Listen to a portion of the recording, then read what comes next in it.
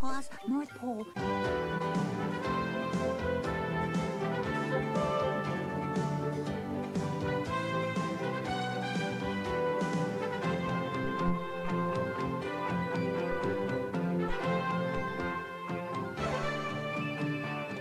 Good evening, and thank you for tuning in to 401 Sunset.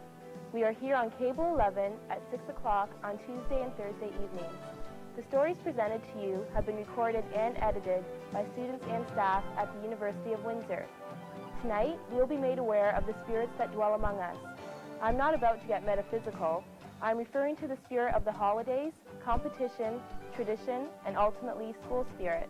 Michelle Stonkus will show us how students celebrate the festivities of the many holidays that interfere with our education. Eurydice Tseratos coaxes us out of bed at 5:30 in the morning to join in the spirit of dedication as the Windsor rowing crew sets out for practice. And Geoff Lorensen will take us out for a tour of the Grad House and will show us that the spirit of tradition still thrives at the University of Windsor.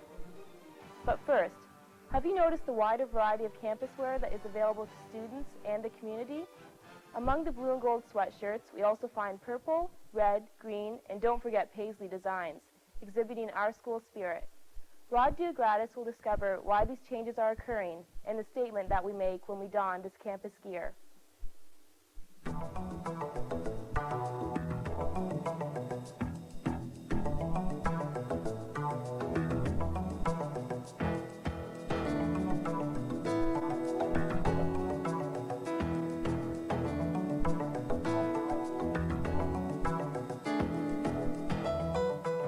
Promotes the school, and it makes people think that, because a lot of people think that University of Windsor is just like a last chance university, and it's not a last chance university, and it shows that, you know, when people wear the stuff that, you know, they feel proud to go here.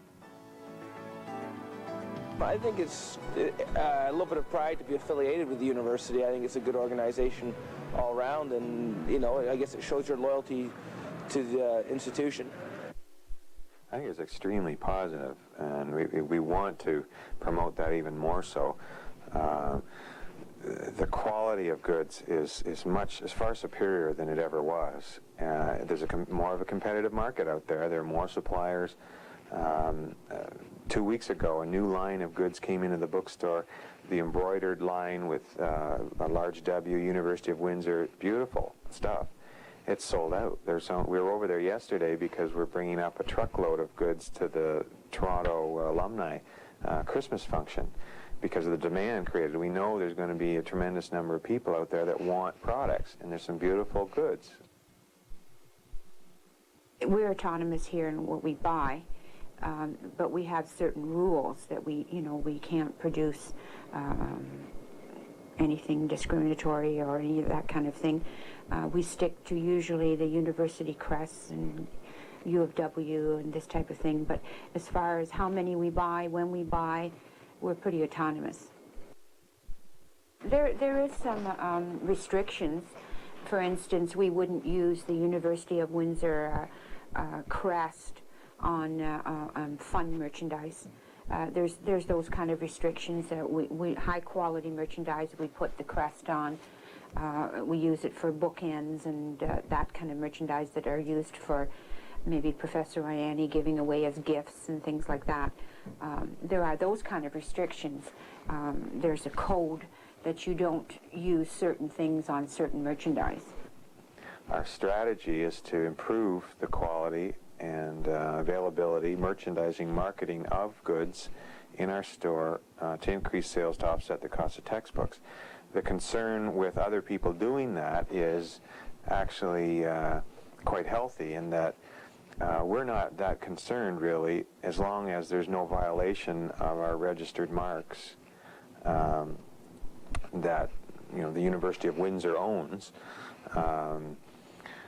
If someone else is producing something that's similar but that doesn't violate the mark, we view that as healthy competition, and we can either, as anybody else does in the public sector or private sector on the street, compete with the guy next door or around the corner, and hopefully, you've got a better strategy or better people and better products. and it's, you know, it's the Canadian way, I guess.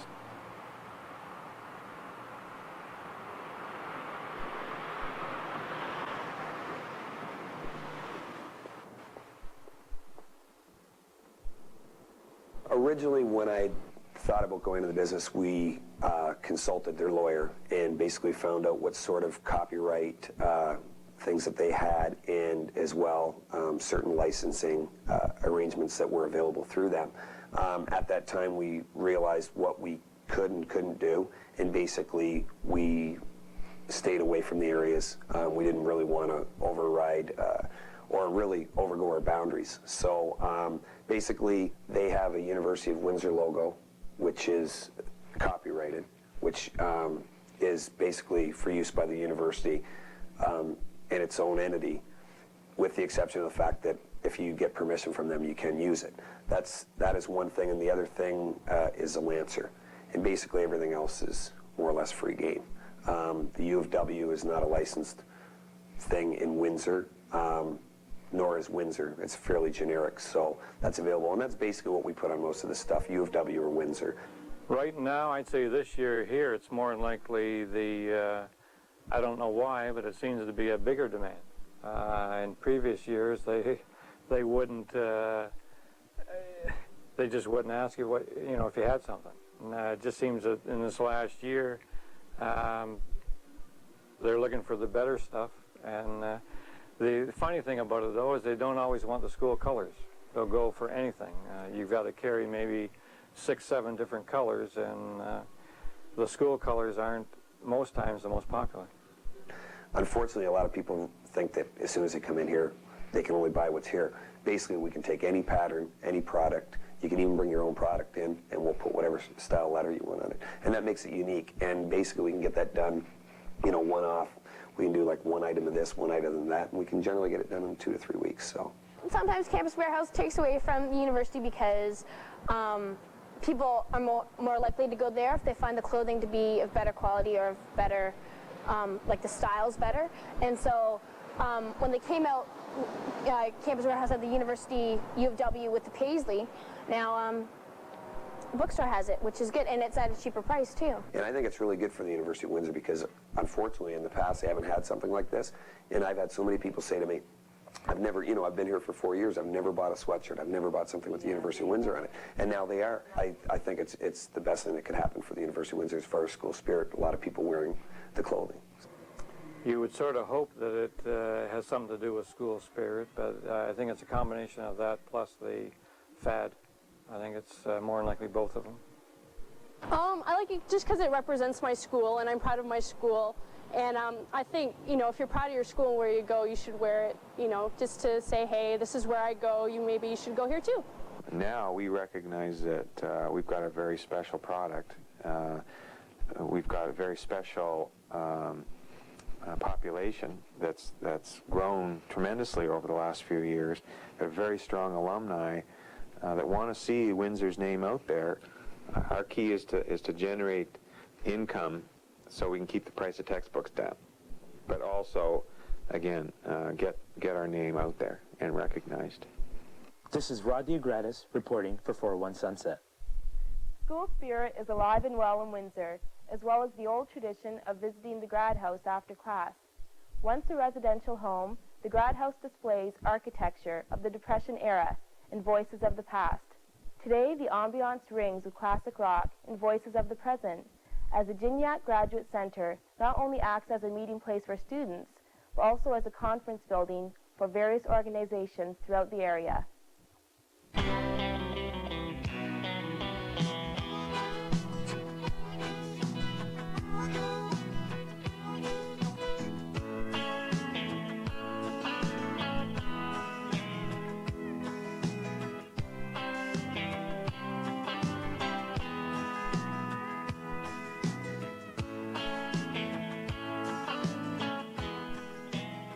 For nearly a decade, the Grad House has been a meeting place for all university students and the community.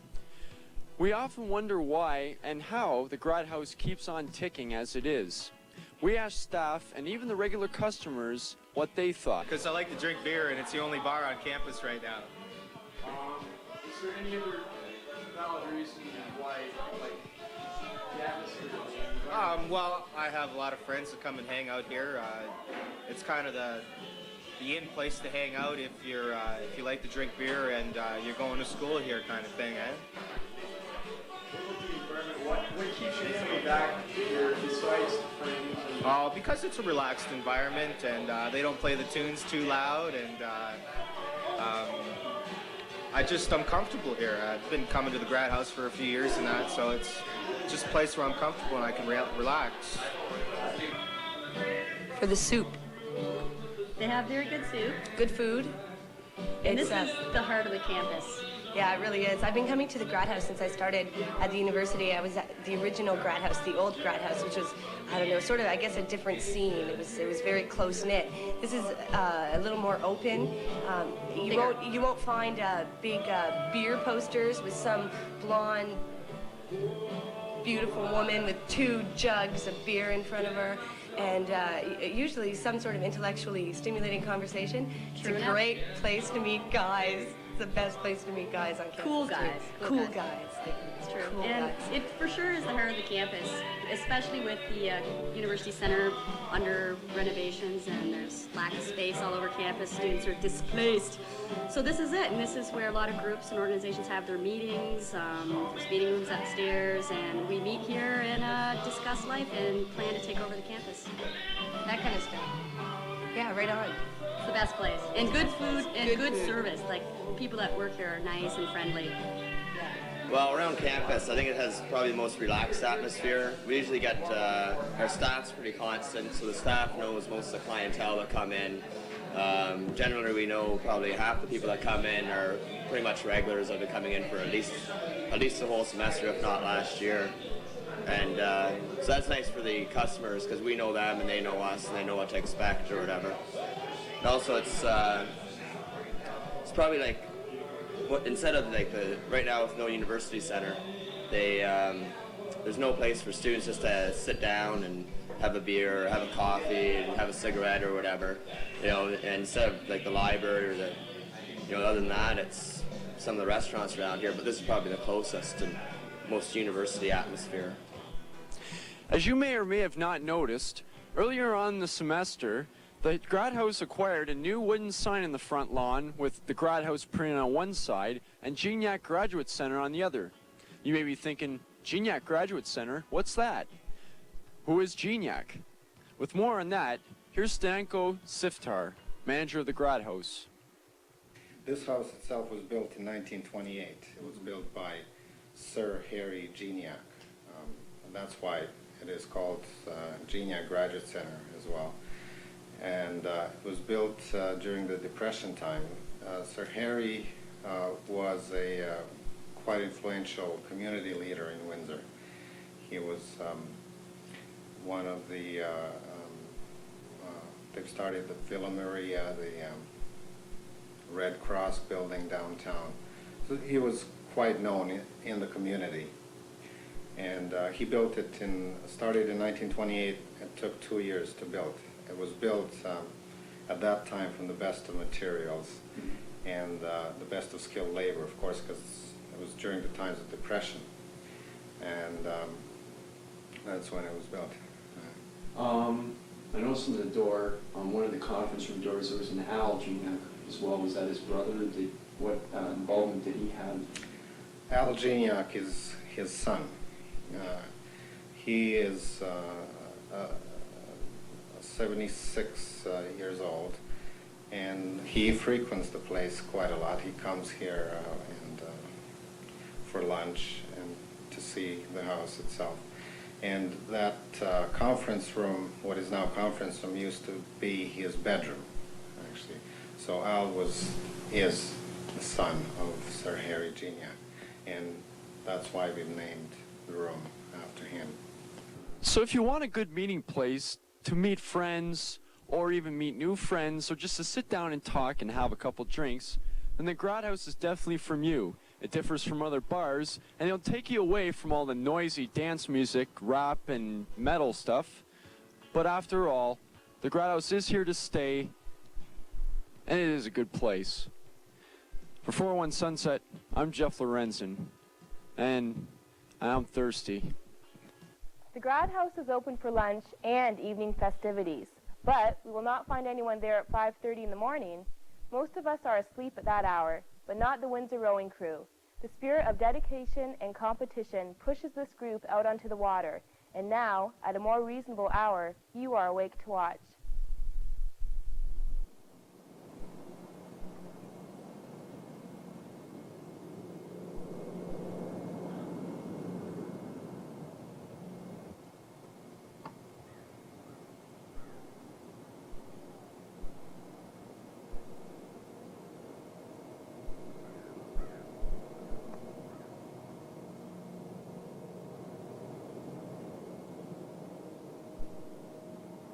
It's 7 o'clock in the morning and very cold. We're out here in LaSalle, where the Windsor rowing crew practices every morning.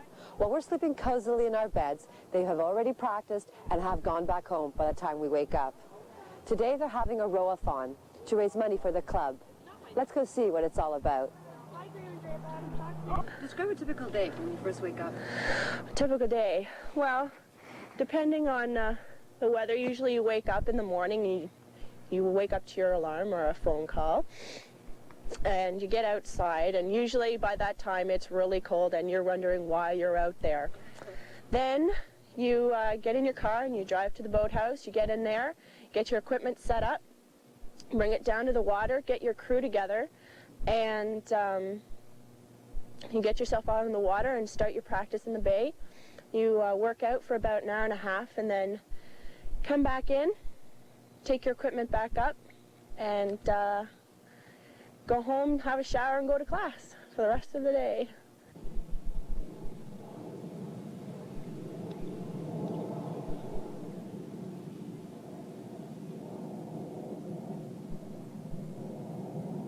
Rowing, Barb, my partner, and I, we were rowing in the women's open doubles, and we came in second in a tight race.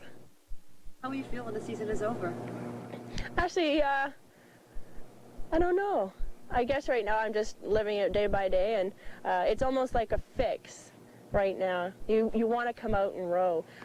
We're, like John said, we're going to be having land training and stuff, so that's going to boost up our endurance and strength and conditioning until the spring when we get back on the water, hopefully in the beginning of April. What happened to your hand? I see that. Oh, yeah, well, I kind of have to cut my nails. When you're using the blades, it comes over, and my nails kind of dig into my knuckles when you're bringing the blades in, so I get a nice gash in there once in a while. So. You had equipment to protect you from that? Actually, yeah. Usually you're supposed to tape it up. That's great. What made you want to join the crew?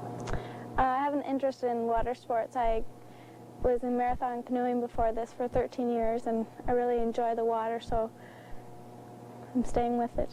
It's funny because I haven't heard of the Windsor Rowing Crew at all, so how did you hear about it? They set up a little table on campus, and you can get information from it and phone numbers and contacts. So. And John, I'd like to know how this team evolved. Basically, I started rowing about 3 years ago, and I thought that a novice program at the University of Windsor would be a fun thing to put together. First of all, because I like rowing, and I wanted to share it with the rest of the city. It was one of those things that I thought that the University of Windsor needed. Okay, is this a community team or is it a university team? It's a community team. We're hoping to get affiliated with the university. We're going to work on things over the winter with President Ianni and the Human Kinetics. How are you funded?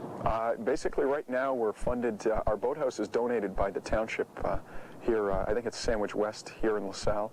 And the funds, basically the boats and everything like that, have been raised through a family that started the rowing club, the Sellers family. They promoted rowing here in Windsor, and basically just their hard work has basically got us what we've got now.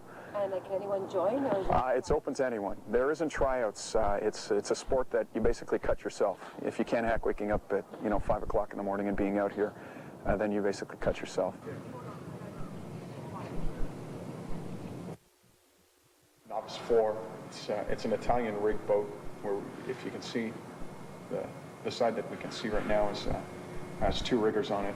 and the empty space in between the two riggers on the opposite side also have two riggers side by side. So you're rowing port side on this side, two riggers on starboard side. Usually boats are altered, a port side stroke, a starboard 3-seat, 2-seat, 1-seat alternating. The boat on the top, which doesn't have any riggers on it, it's the L. Perry Manning. It was a boat donated to us about 15 to 20 years ago by the Detroit Boat Club. It won a silver medal in the 1956 Olympics. It was a crew from the Detroit Boat Club that did win the medal.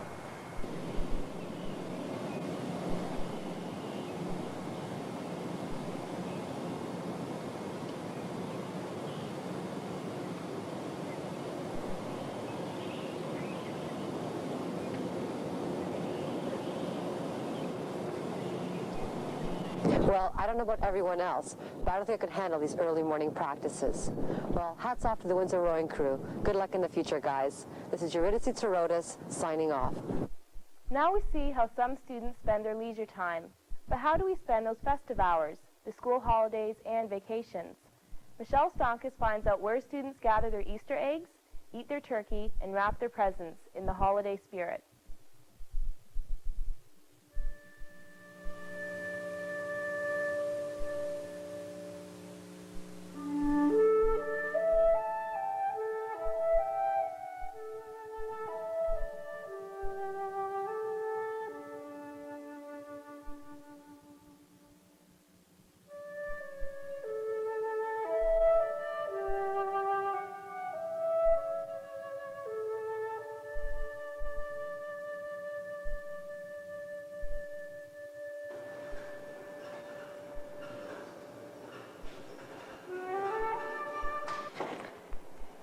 Where is everyone?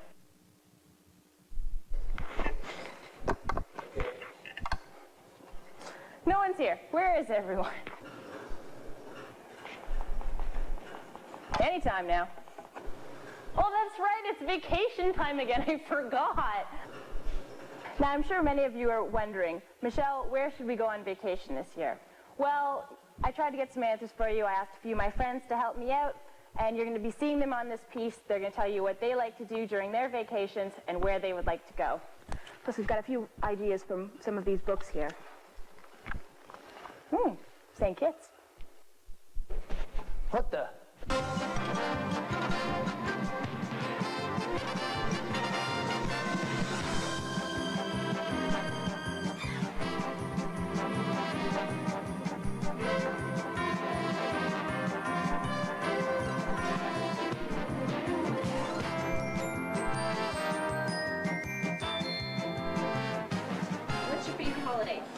It's definitely Christmas because, spend time with the family and stuff like that, get tons of presents, hang out with my friends from back home, basically.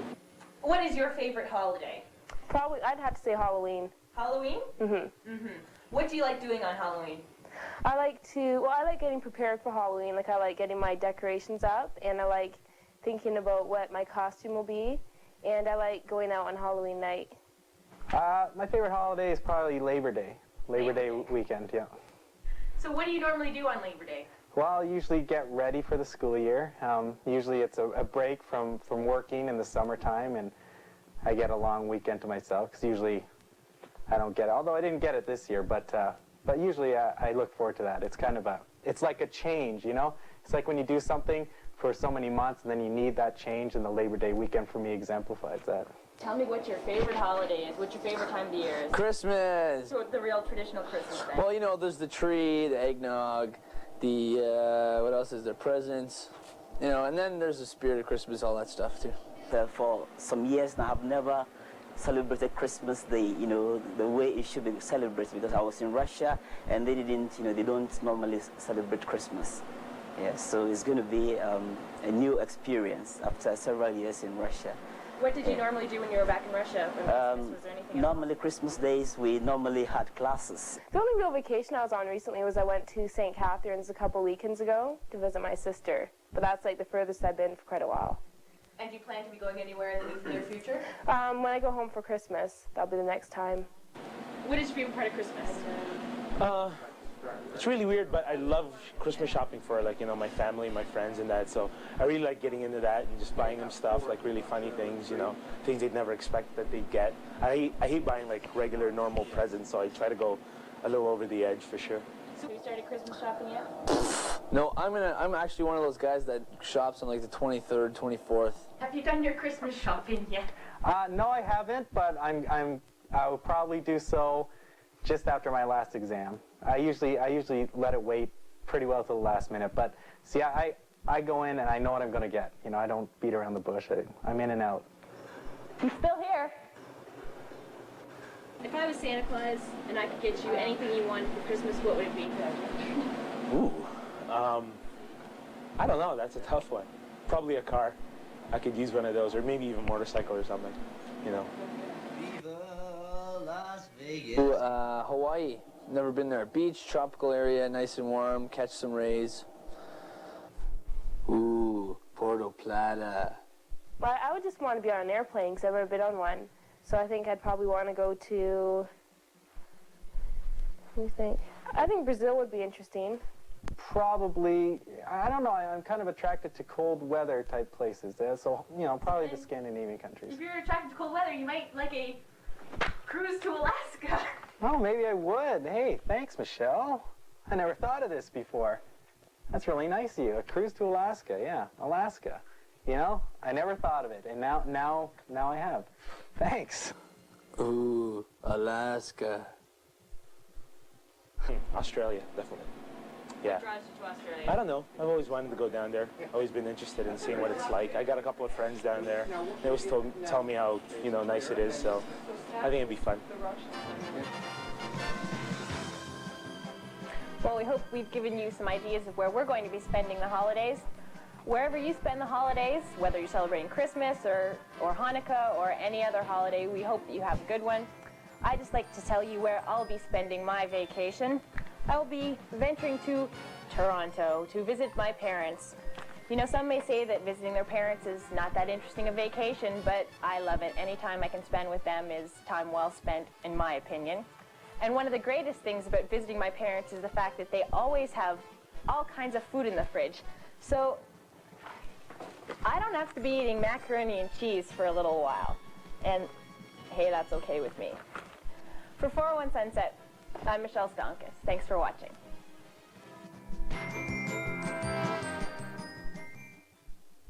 Thank you, Michelle. Now that we are in the festive mood, it is time for us to leave on our holidays. So fade the lights and strike the set. Until next time. This is Shari Tamscu for 401 Sunset. Have a safe holiday.